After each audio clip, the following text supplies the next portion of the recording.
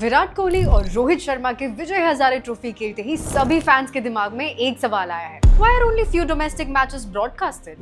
10-15 साल बाद खेलने वाले विराट कोहली और रोहित शर्मा दोनों की ही मैचेस ब्रॉडकास्ट नहीं की गई थी, जिसके चलते fans have been very angry at the BCCI. काफी फैंस का मानना है कि अगर बीसीसीआई दुनिया का सबसे अमीर क्रिकेट बोर्ड है तो डोमेस्टिक मैचेस ब्रॉडकास्ट क्यों नहीं करती। यही डोमेस्टिक क्रिकेट है जहां से विराट कोहली, रोहित शर्मा, जसप्रीत बुमराह, ऋषभ पंत आए हैं। इनफैक्ट यही मैचेस डिसाइड करते हैं कौन इंडिया का नेक्स्ट सुपरस्टार बन सकता है। तो आइए आज के इस वीडियो में बात करते हैं कि आखिर क्यों बीसीसीआई के पास इतने पैसे होने के बावजूद वो डोमेस्टिक मैचेस ब्रॉडकास्ट नहीं करती।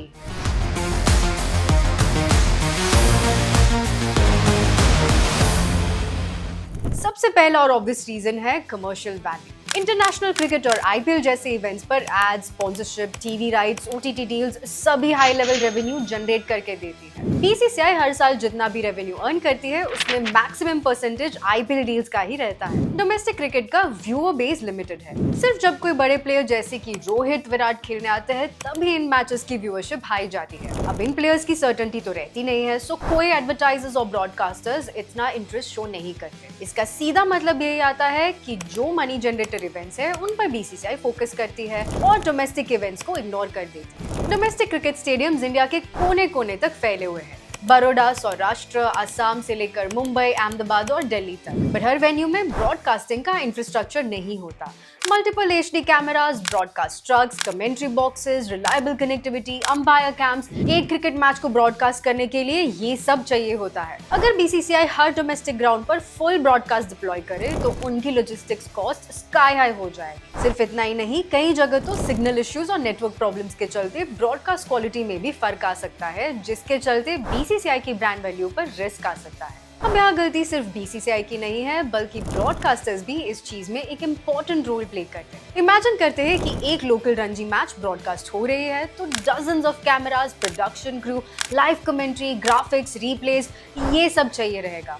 अगर ब्रॉडकास्टर्स इस प्रोडक्शन को सेल नहीं कर सकते तो इवेंचुअली उनका लॉस होगा। इसी रीजन के चलते ब्रॉडकास्टर्स जनरली डोमेस्टिक मैचेस को टेलीकास्ट करना अवॉइड करते हैं। जनरली हाई डिमांड के चलते कोई मैचेस ब्रॉडकास्ट की जा सकती है, जैसे कि रिसेंटली रोहित और विराट की मैचेस ब्रॉडकास्ट हो सकती थी, मगर कहीं ना कहीं ब्रॉडकास्टर्स या तो बीसीसीआई को इसमें इतना प्रॉफिट नहीं दिखा होगा। इसी कॉस्ट रेवेन्यू इक्वेशन के चक्कर में domestic matches live telecast list में इतने टॉप पर नहीं आ पाते। इन सभी रीजंस के अलावा अगर हम आज के फैंस का कंटेंट कंजम्पशन देखें तो यूट्यूब, रील्स, हाइलाइट्स और शॉर्ट कंटेंट ही प्रेफर करते हैं। कहीं ना कहीं फैंस का इंटरेस्ट लॉन्ग मैचेस देखने में कम होता जा रहा है। इसी के चलते बीसीसीआई भी जो मैचेस इतनी हाई लेवल पर नहीं होती उन्हें ब्रॉडकास्ट नहीं करती है। They try to share small clips of the matches in reel और शॉर्ट वीडियो फॉर्मेट। हालांकि काफी क्रिकेट फैनेटिक्स का मानना है कि जब विराट और रोहित जैसे प्लेयर्स डोमेस्टिक मैच खेल रहे हो तब तो बीसीसीआई को ब्रॉडकास्ट करना ही चाहिए। इनफैक्ट फैंस तो बिलीव करते हैं कि डोमेस्टिक मैचेस की ब्रॉडकास्टिंग के चलते प्लेयर्स को भी काफी बूस्ट मिल सकता है। तो बॉटम लाइन यही आती है कि बीसीसीआई डोमेस्टिक मैचेस को पर्पसली इग्नोर नहीं करती,